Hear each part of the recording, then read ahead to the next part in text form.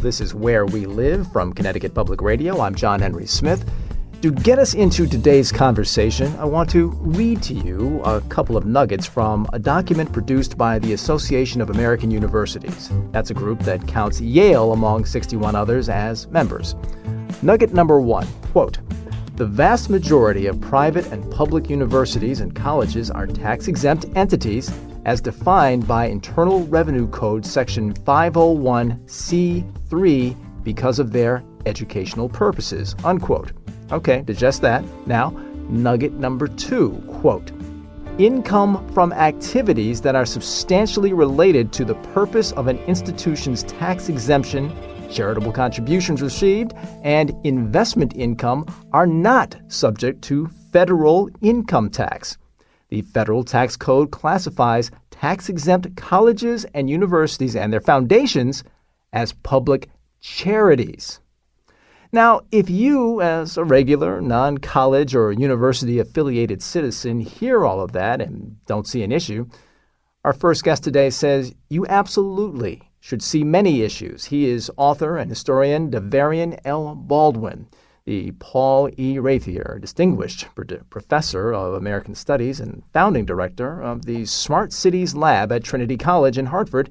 His latest book is titled "In the Shadow of the Ivory Tower, How Universities Are Plundering Our Cities." Now, you can join the conversation. Find us on Facebook and Twitter at Where We Live. Professor Baldwin, welcome to the show. Thank you so much for having me. It's a pleasure to be here. Now, about that tax-exempt status enjoyed by colleges and universities I referred to a moment ago, I've read about you pointing to that as a powerful example of what you call the public good paradox. What exactly is the public good paradox? Yeah, so we presume that higher education is an inherent public good, most clearly marked by what you just outlined. It's 501c3 tax-exempt status, because it provides services that would otherwise come from the government, educational services. But this is precisely where the paradox emerges. This nonprofit status is precisely what allows for an easier transfer of public dollars into higher education's private developments with little public oversight or scrutiny. And I want to give you a couple of examples. The historically Black neighborhood of Witherspoon-Jackson in New Jersey, a couple of years ago, realized that their property taxes were going up, and yet there were no improvements in their neighborhoods. And they looked around and did some research and realized it's because they were living right next to Princeton University. Princeton University's land, as you have outlined, their properties are tax exempt. Yet what was going on these properties was multi-million, some would argue billion-dollar research because of their partnerships with the pharmaceutical company Eli Lilly.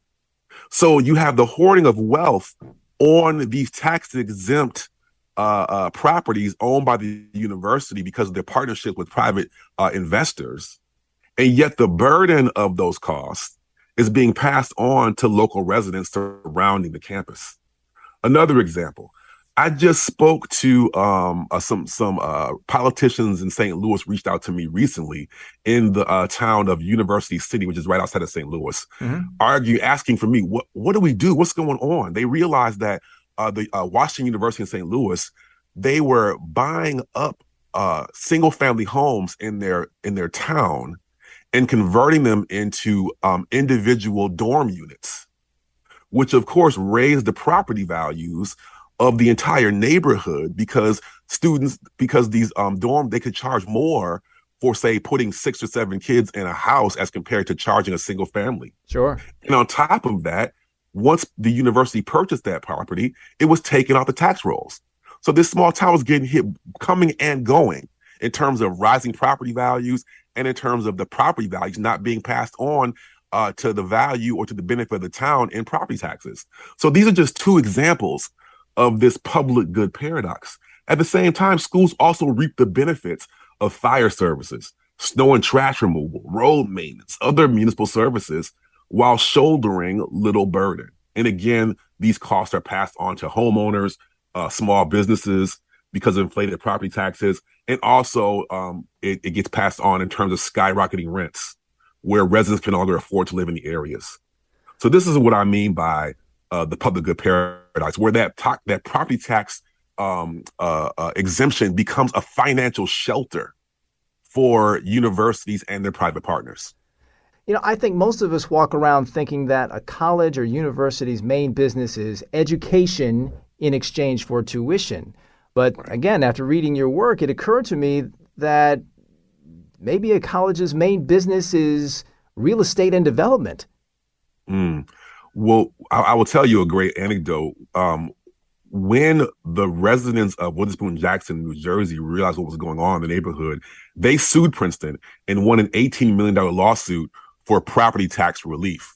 One of the residents was just so disgusted with what was discovered in their research that he dismissed Princeton as a hedge fund that conducts classes. Wow. All right. So what explains all of this? I mean, if we're being kind, Yeah. we call it a blind spot. If we're not being kind, then we call it something. We call it a plot, I suppose. But I'm not saying which we should be, more kind or less Right. kind. But I'm saying those are Yeah. two terms we could use. But what explains the fact that all of us sort of assume these nonprofit institutions of higher learning what explains this blind spot on the part of legislators and all of us that these colleges and universities, it's okay for them to transfer public dollars into private developments with little oversight? How did we get Yeah. here? Great question. So, I love that kind or not kind. I'm going to choose to be historical because I'm partially at least a historian. And so I'll say in response to that, the tax exempt status, which is the real key here, but there are other policies that we can talk about in a minute as well, is important. And it goes back to, college universities have been property tax exempt for decades. That's not new. What is becoming more critical is in the 1990s, we began to see states all over the country contributing less to higher education. Both, and let's be clear, both public and private schools receive state funding. But now, to the degree that, in California, for example, the University of California, the state of California contributes about 13% of the annual budget to Berkeley. So some argue that it's a public university only in name. So in response to that, schools have had to figure out ways to become more entrepreneurial, is the word they use. So this means Air quotes. Yeah, very much so. So this means leaning into long-standing, gray areas like the property tax exemption. And another element to this is in the 1980, there was the passing of the Bayh-Dole Act, where and they did this. Universities lobbied for the Bayh-Dole Act, which, and if you don't know this, most of the drugs and research that produces the discoveries that we have in our homes all the time, a lot of that research comes from university research. Most of that is federally funded. It comes from your tax dollars. For decades, because the research, the money for that research came from the federal government, universities could not take that research and turn it into intellectual property. It had to remain in the public domain. But with the passing of the Bayh-Dole Act, lobbied by universities, this gave them the right to take federally funded research and convert it into intellectual property and sell it on the private market, and the rewards and the revenues that came from that would come back to the university in the form of royalties. So when you combine the tax exempt status of the campus buildings with the research that's done in those buildings, this becomes a lucrative political economy. And I want to be clear that, many universities felt this is all we could do in the face of shrinking contributions. But the strategy of taking advantage of these policies and lobbying for, converting public money into private research and development, it is nefarious. We should be calling it into question. And it all hides under our presumptions that what schools do, I call it the myth of the schoolhouse. The presumption that what schools do is teach classes, when that is becoming what one of my good colleagues calls a convenient side hustle. That the real business of higher education is these kinds of investments and for-profit orientations. We only have a couple minutes left in this segment. I wanted to get to this. Your book touches on New York U, University of Chicago, Ivy League schools like Columbia and Yale.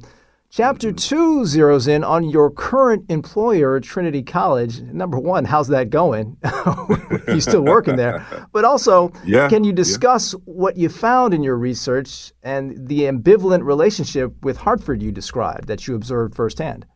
Yeah, I mean, Trinity is different. Like you mentioned, a lot of the other schools I look at are large, private or public, but larger universities. Trinity is a small New England liberal arts college like Williams or Baldwin or Amherst. And it positions itself as a kind of a pastoral refuge away from the city. But this is how it originally conceived itself, a retreat from urban life. But over the 20th century, with white flight and financial divestment, urbanization washed over Trinity. It came to its feet. And so by the time we get to the 90s and 2000s, for before that, Trinity saw what was happening all around itself, that poverty was emerging, urbanization was coming on fore, and they turned inward, right? We're an elite liberal arts college of retreat. We have, big name donors and support and alum. We can just turn inward and maintain our reputation that way. But as Hartford was transforming all around them, they began to realize that people were afraid to come to the campus or didn't want to come to the campus. And its reputation got tied to the reputation of Hartford. So by this time period, we begin to see the rise of what was called enlightened self-interest. We'll invest in Hartford to the degree that it benefits our reputation. In the 90s, Evan Dobell, the president at that time, began to create and invest in, public schools, affordable housing, recreation. He called it Trinity Heights. But the results never matched up to the hype. And so after that, Trinity has continued to waver back and forth between direct engagement and its older vision of bucolic elite retreat. We have to hit the pause button right there and pick it up after a short break. This is Where We Live on Connecticut Public Radio. I'm John Henry Smith in for Lucy Nalpadashel. Again, I'm speaking with Trinity College professor Davarian L. Baldwin about his book titled In the Shadow of the Ivory Tower, How Universities Are Plundering Our Cities. We'll be right back. Oh, this is Where We Live from Connecticut Public Radio. I'm John Henry Smith in for Lucy Nalpadashel. We continue our conversation now with author, historian, and Trinity College professor Davarian L. Baldwin. His latest book is titled In the Shadow of the Ivory Tower, How Universities Are Plundering Our Cities. You can join the conversation. Just find us on Facebook and Twitter at Where We Live. A recent New York Times Magazine feature portrayed the city of New Haven as a home to a bustling art scene that, quote, has emerged both because of and despite its association with Yale University. Now, we're discussing the, quote, public good paradox, a consideration of the social good done by colleges and universities weighed against the tax exemptions they get that put pressure on the budgets of the cities these institutions reside in. Earlier, Professor Baldwin and I discussed what he says is a national trend of the, quote, plundering of cities by colleges and universities. Now, Davarian, let's cast our lens squarely on our own city of New Haven and its relationship with Yale University. You talk about Yale's relentless control of New Haven as one extreme example of how, quote, colleges and universities come to significantly dictate the terms of urban living, from a city's housing costs and wage ceilings to its healthcare standards and even its policing practices. Can you explain why Yale's relationship with New Haven is such a stark example? Yeah, I mean, Yale tells a very American story, in the sense that in the 90s and 2000s, we see a shift from an industrial economy to what is now being called a knowledge economy. And Yale has been quite astute at establishing lucrative relationships with biotech firms to produce jobs and draw commercial revenue. But it's precisely in that moment where former Mayor Tony Harp identified a property tax gray area, because Yale is the city's biggest landowner, with almost 55% of New Haven's tax-exempt properties. So for New Haven, this means that 40% of the city pays for 100% of the real estate taxes. This undercuts funding for schools and other public works for which the university also benefits. So at the same time, with this growing physical footprint, it also helps make Yale one of New Haven's largest employers, both the university direct the main campus, but also Yale New Haven Hospital. And so this dominance has had a profound effect, not just on the economics, but the governance of the city, whereby, and I saw this in other cases across the country, whereby you find outside developers or interests coming in, and before they even talk to political officials, they're talking to Yale officials about, the terms of investment. So what we're finding is that there's this growing concentration of wealth and property control at Yale. And then this growing campus footprint is further secured by a private university police force that holds public jurisdiction over the entire city. And we saw the contradictions and the horror of this responsibility, this phenomena, in 2019 with the false report and then police shooting of Stephanie Washington in 2019.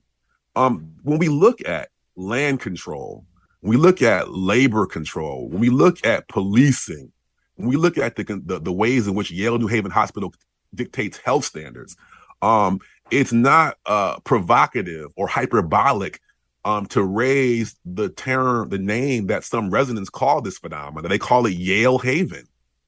And I think it powerfully captures this dynamic. Yeah, and with that police example you mentioned, so you've got basically a private police force exerting power over the public, and it's not like, we or anybody else can file a Freedom of Information Act request to find out what's going on because they work for a private university, right? That's a great point. So private institutions in our country, according to the law, are protected from Freedom of Information Act laws. In this case, because Yale is private, that exemption gets passed on to its police force. So here you have a private police force, an armed private police force with public jurisdiction without public oversight. And so this is a phenomenal case that you see in New Haven, that you see on the south side of Chicago, that you see in Cincinnati. And so, for the historians in the room, this might remind you of like a Pinkerton dynamic, where you have a private security force securing and protecting the wealth of a private company. This is a phenomenon. And by Pinkerton, you mean the private security force of the coal mining companies? I'm sorry. Yes. Back in the late 1800s, early 1920s. Right. Yes. Okay. And so what you have here is actually, in today's knowledge economy, I've been saying that phrase a couple of times. What I mean by knowledge economy is simply the reality of the degree to which the research and development and the retail and the labor that goes on in universities and related tech and biomedicine companies, that's become the dominant economy of our country. And so with their growing role in the knowledge economy, universities have become our factories. And our host communities have become factory towns. And the point that I want to make in my book is that, on one side, they create jobs, they generate innovations. But on the other side, there is a cost for those who live in the shadows. When questioned about the school's level of financial contribution to New Haven last year by NBC Connecticut, Yale released a statement, and I'm going to read a little bit of that statement at a time. I'm going to parse it out a little bit to give you a chance to respond point by point. First, they say, quote, Yale spends over $700 million annually directly on New Haven. This includes compensation to New Haven residents who work at the university and many programs and initiatives that we support throughout the city, unquote. Your reaction to that? Yeah, the phrase, they didn't quite say it here, but the phrase that's become, I think you mentioned earlier, the American Association of Universities. This is a organization of university professors and administrators. They get together every year. And one phrase that we've seen over and over again in my research and in my advocacy is economic impact, which is basically what that phrase, that statement is talking about. That phrase or that notion needs to be interrogated at greater depth, because what the things that get included under economic impact in some cases are actually coming from the tax exemption provided by host communities. So the very things that universities are celebrating sometimes are actually because as a result of the taxes they aren't paying. So, for example, Yale in particular, they have a $40 billion endowment, 40 billion with a B. Okay, capital B, and capital B, and that's tax exempt. Okay, Yale, to their credit, they offer a $14 million payment in lieu of taxes. It's the biggest of its kind in the country. So, kudos to that. But let's compare again, 40 billion to 14 million. The organization New Haven Rising and related organizations have done some computational analysis and have assessed the properties owned by Yale, and has argued that if we were to properly assess the properties that are held and owned by Yale, they would owe $157 million in property taxes. A year, right? A year. And the point here is that, yes, universities and other entities, they do offer services, they offer philanthropy, but this is all extremely undemocratic. Their wealth is propped up by public services, public labor, public resources, and yet it's to their largesse. Yeah, to the degree to which they contribute, where they contribute, what they want to contribute. Like supposedly the American Revolution, the Boston Tea Party was all about taxation without representation, and you're saying that this is sort of in that vein, right? Well, I would say even more starkly, it's a feudal relationship. It's a feudal. These are mini republics, these schools, and they dictate. So they reap the benefits of exemption as offered by the public, and then they get to dictate and then celebrate, pat themselves on the back for their decisions about how they will spend this money on the public. That's anti-democratic.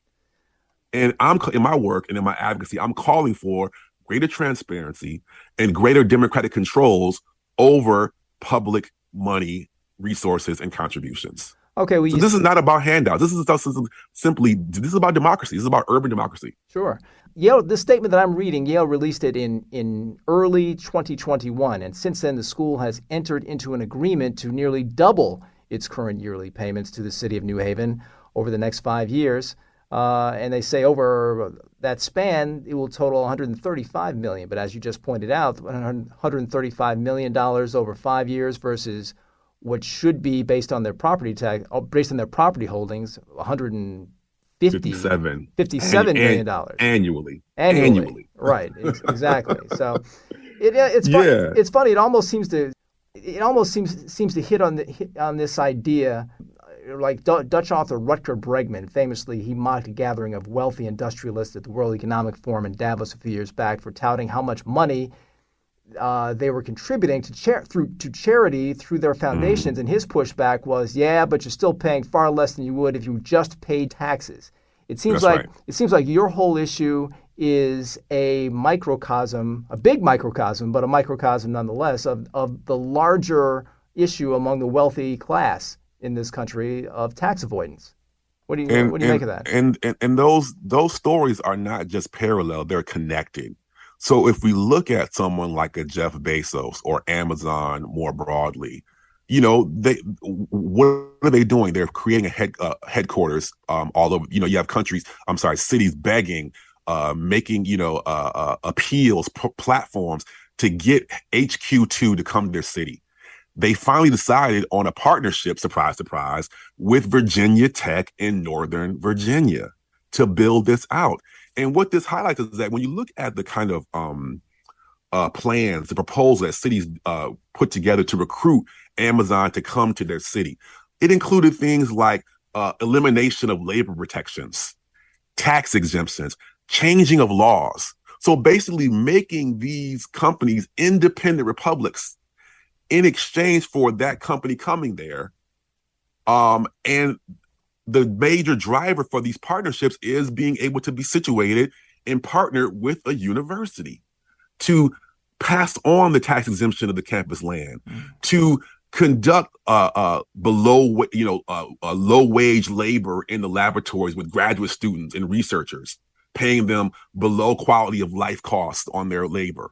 So this is a whole economic dynamic that is not just an example, it's connected to this higher education story because it's central to what I called earlier the knowledge economy.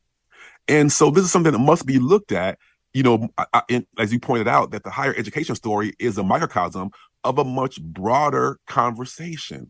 That on these campuses, we're talking about suppressed wages of faculty, service workers, graduate students. We're talking about tax exemptions. We're talking about unaccountable policing. We're talking about questionable healthcare practices. So for me, higher education, the notion of the Ivory Tower is dead. Some of the major struggles over the future of our democracy are being played out in concentrated form on our America's campuses. Hey, I've got to ask you this. What do you make of the fact that Yale is framing their increased contributions to New Haven as tax relief? Why is that significant? Their phrasing. Yeah, it's significant because for years, when schools offered pilots payment in lieu of taxes, the focus was on being voluntary, philanthropy, giving, using the word gift. But by naming this as tax relief, what it does, because on one level it's like, yes, it's peanuts, 50 million over 52 million over 6 years, as compared to 157 million a year. It's peanuts. But the tax relief statement sets a precedent, I believe, for making greater claims down the road that these schools' tax exemption has an adverse negative impact on their host communities. And I think that's important. And also, I mean, you just real quick. I mean, it's not really a question; it's just sort of a statement. You mentioned you mentioned pilot. I know there's a pilot program with the state that's supposed to make up some of the difference between the amount that a school like Yale contributes and what the city is missing out on taxes. And apparently, the pilot program only gives about 30% per year. Pilot program from the state only gives about 30% per year of that shortfall. So 30%, and because of budget cuts in many annual budgets, that program was the first to get cut. Right. And so for years, it's been running under budget. Real quick, you are the founding director of the Smart Cities Lab at Trinity College. Tell us about that and your work there. Yeah, I'm happy to talk about that. The Smart Cities Lab came out of and this answers a bit of your earlier question about how does Trinity feel about the work that I'm doing. Well, first of all, thank God for academic freedom, because it allows me to pursue what I want. Sure. But number two, to their credit, they helped fund my Smart Cities Lab, and they've been open to having honest conversations about Trinity as a part of this larger national conversation. So out of my research, I began to say I'm amassing all this research and scholarship that didn't make the book, but could be useful to colleagues and cities across the country. And so I began to accumulate this database to kind of hold this information and share it.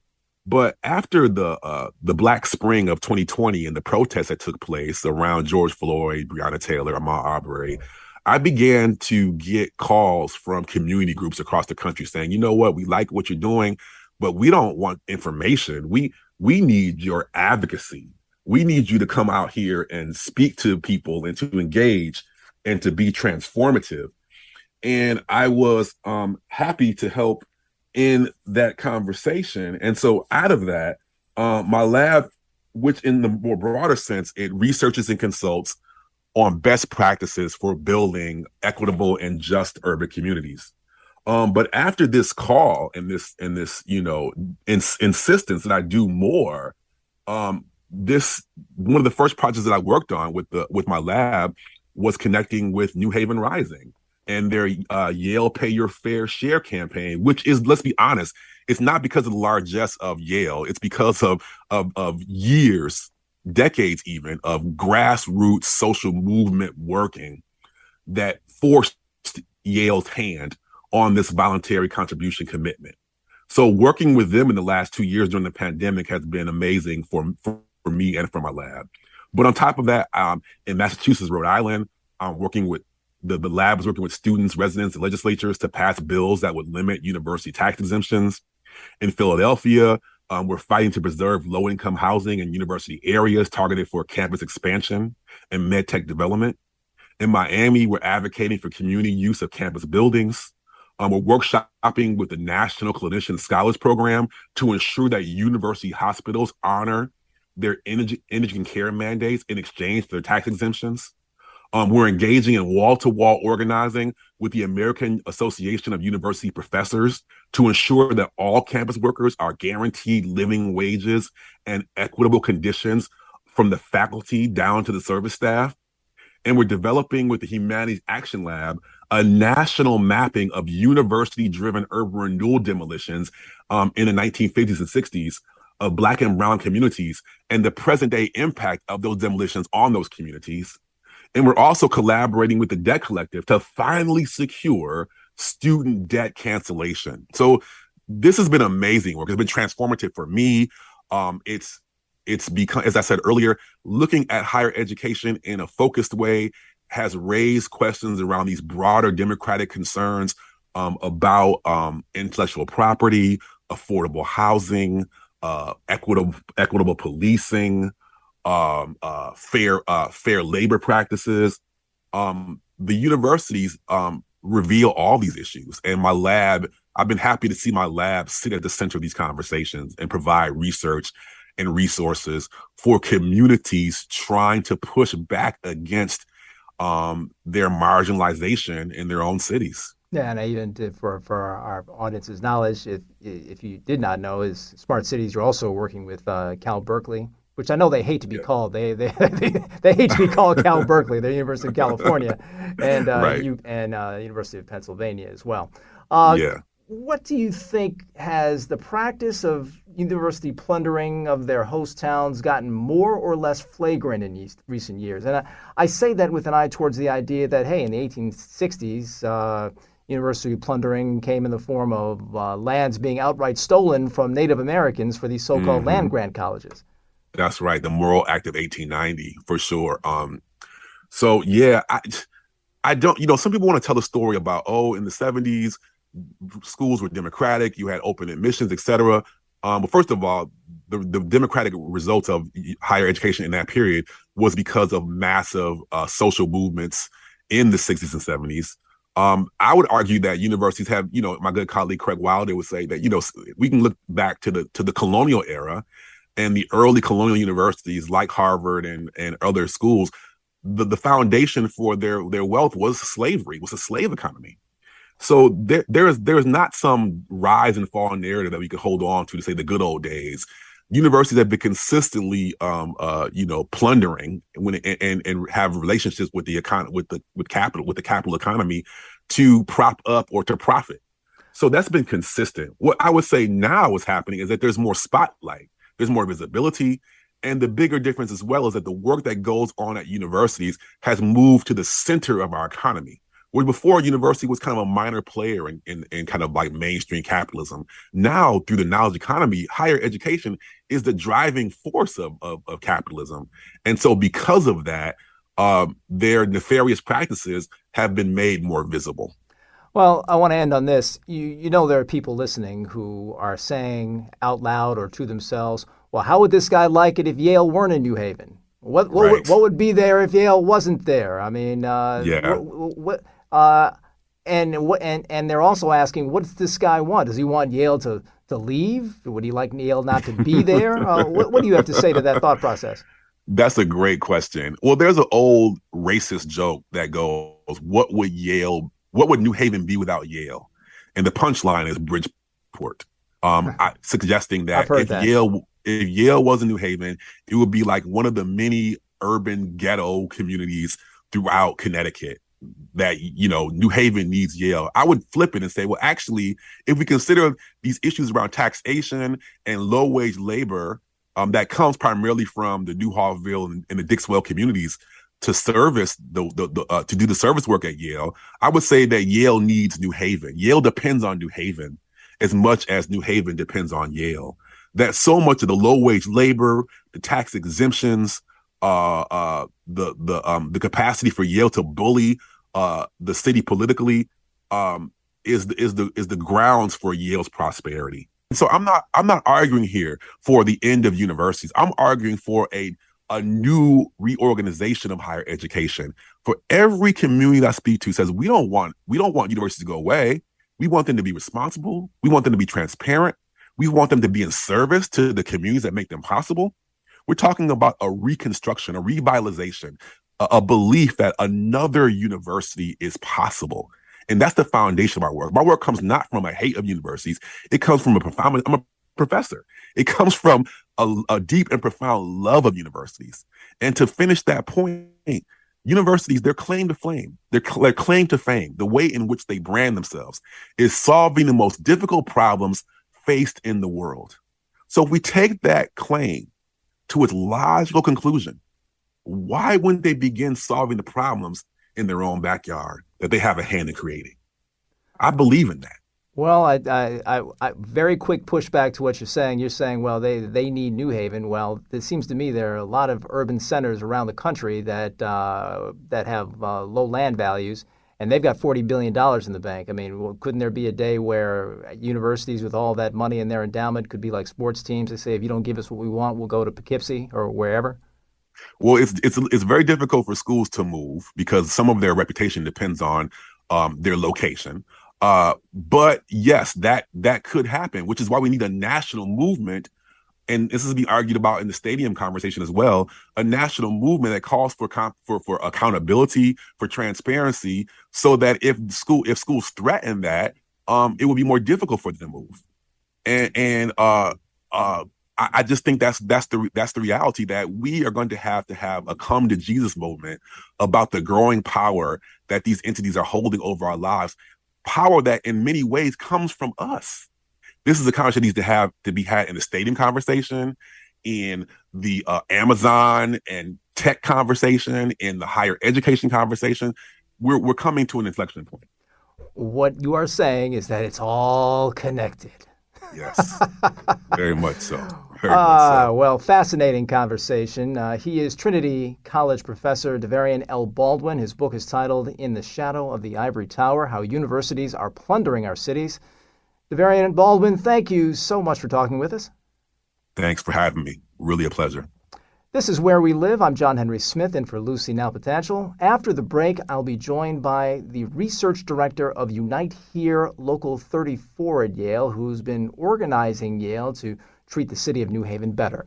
You can join in the conversation. Find us on Facebook and Twitter at Where We Live. We'll be right back. This is Where We Live from Connecticut Public Radio. I'm John Henry Smith, in for Lucy Nalpatachel. As we continue our conversation about Yale's relationship with the city of New Haven, I welcome to the program Eddie Camp, Research Director of Unite Here, Local 34 at Yale. Eddie, welcome to the program. Thanks for having me.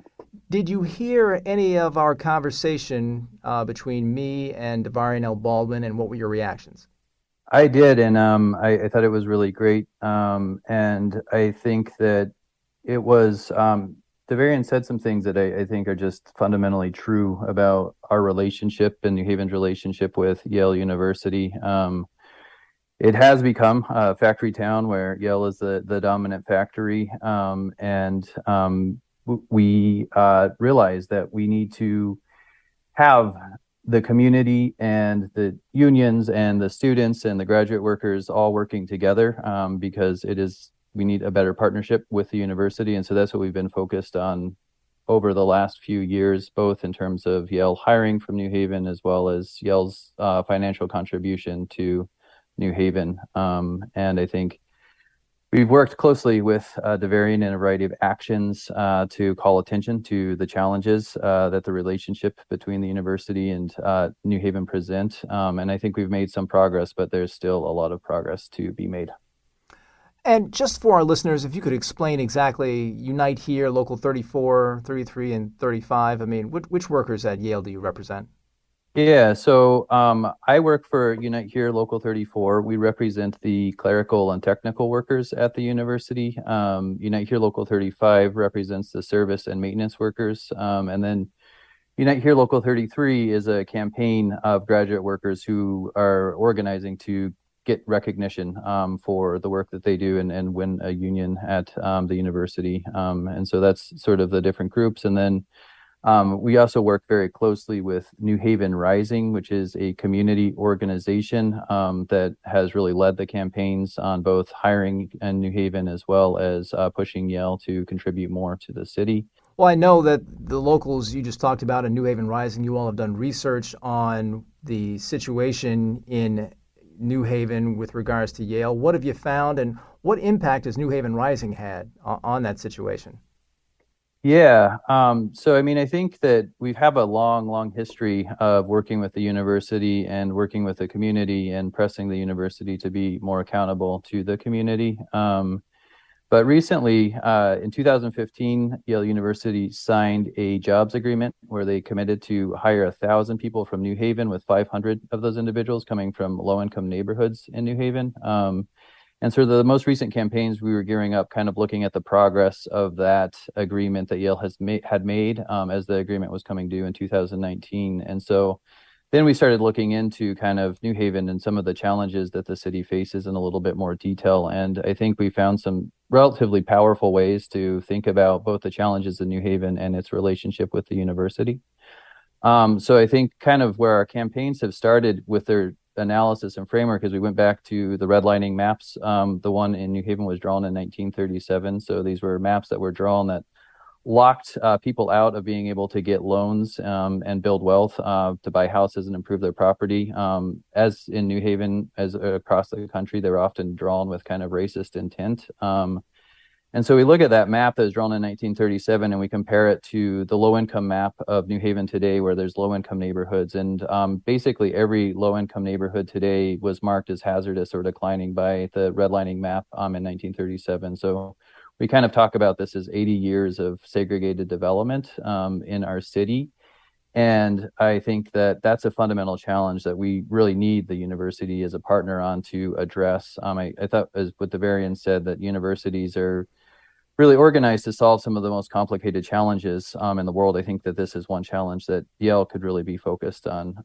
But you take that a little bit further and you sort of look at current maps today and where the challenges are, and you see this pattern emerge where it's basically no matter the challenge that you name, it's the same neighborhoods that are getting hit the hardest. So if you look at asthma rates, if you look at the location of homicides, if you look at home foreclosures after the Great Recession, it's this sort of same pattern that emerges. And I think that sort of striking thing for us is we did all of this research right before the COVID pandemic. And we knew before the sort of infection rate maps were even public what the infection rate maps are going to look like. And sure enough, if you compare kind of the home foreclosure map after the Great Recession and the COVID-19 map, where the infections are the highest, it's almost identical. It's really quite striking. One area that we have focused on is kind of the New Hallville, Dixwell, Prospect Hill area. That's where Yale Science Park is located. And when Science Park was being developed, it was being developed as to generate economic opportunities for those neighborhoods, particularly New Hallville and Dixwell. So New Hallville and Dixwell are largely Black neighborhoods. And then Prospect Hill is a neighborhood that's a bit mixed, but it has a lot of more wealthy individuals. And it's where a lot of Yale's campus is actually located. All of these neighborhoods share borders, but if you kind of look at them, it's just incredible, the inequality between them. There's a 10-year difference in life expectancy between New Hallville and Prospect Hill. And the Opportunity Atlas shows that a Black individual who grew up in Dixwell that's now in their 30s has a median income of $24,000, whereas a white individual who grew up in Prospect Hill, remember they share the border, has a median income of $71,000. So these are sort of the problems that we were that we identified, the challenges that I think we need a good partnership with the university to solve. But I think that partnership really needs quite a bit of work. And so that's where the campaign started to aim, is both in terms of pressing the university to hire more individuals from low-income neighborhoods, but also contribute more revenue to the city. And so that's, I think, where we ended up on the campaign. One of the interesting things that I found, I believe I found it on New Haven Rising's website, it was a calculator to allow folks to figure out what their home might run them in taxes if Yale paid the same mill rate, which they quite clearly do not. How impactful do you think that's been? Yeah, it's been a really powerful tool I mean, I think there has to be a lot of work to help people kind of understand how massive of a tax break this is. Do you have an example As from a just a kind of a typical home? Yeah, I actually, to prepare for this, looked up my address again. And so I found on my own home, I would be paying $2,686 less, and we could have the same level of services if Yale was paying the same mill rate as I was paying on my own home. It's a nice chunk of change.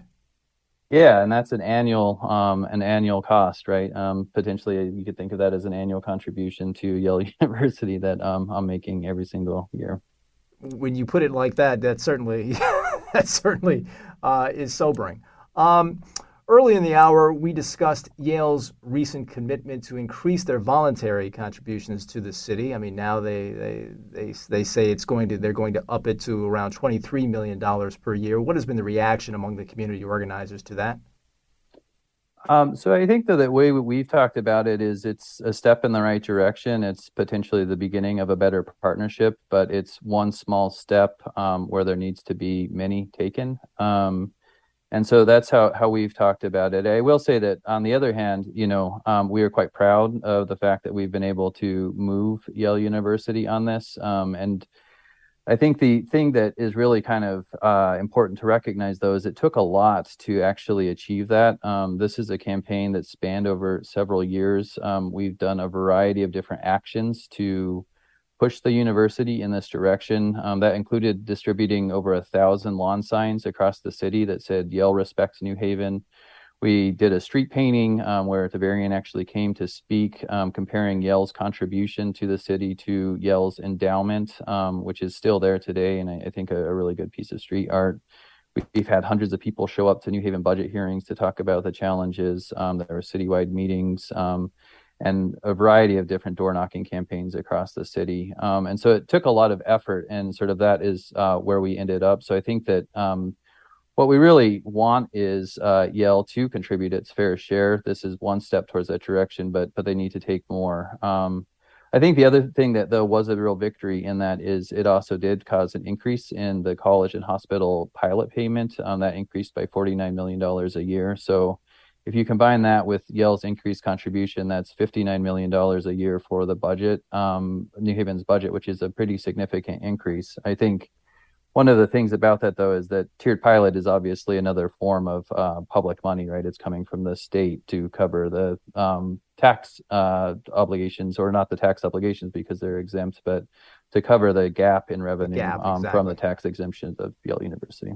And not enough apparently is coming from that pilot program. No, and I mean, I think else. that we're still left with a reality where before, when we were campaigning, we were talking about $157 million tax break to Yale University. And so I think it really comes down to sort of a moral question that's a difficult one, I think, and that is, why should a city as poor as New Haven be subsidizing a university as wealthy as Yale? And I think that is the question that we kept asking through the campaign, and I think it's a powerful question and a difficult one that Yale leaders need to wrestle with, because there's obviously these challenges that need to be solved in our city, and yet we have a tax exemption and a tax break that goes from New Haven to the university. Well, those Respect New Haven signs you mentioned there is ubiquitous, and they have been for a few years in New Haven as those food trucks on Long Wharf. So they've certainly made an impact in that way in terms of awareness. And the campaign that you mentioned, I am told that we have pictures from that campaign on our website. You can catch it on ctpublic.org. He is Eddie Camp, Research Director of Unite Here, Local 34 at Yale. Thank you so much for your time today. Thank you so much. Appreciate it. And that is all the time we have. Thanks to Katie Pellico, who produced today's show. Our technical producer is Kat Pastor. I'm John Henry Smith. Thank you so much for listening.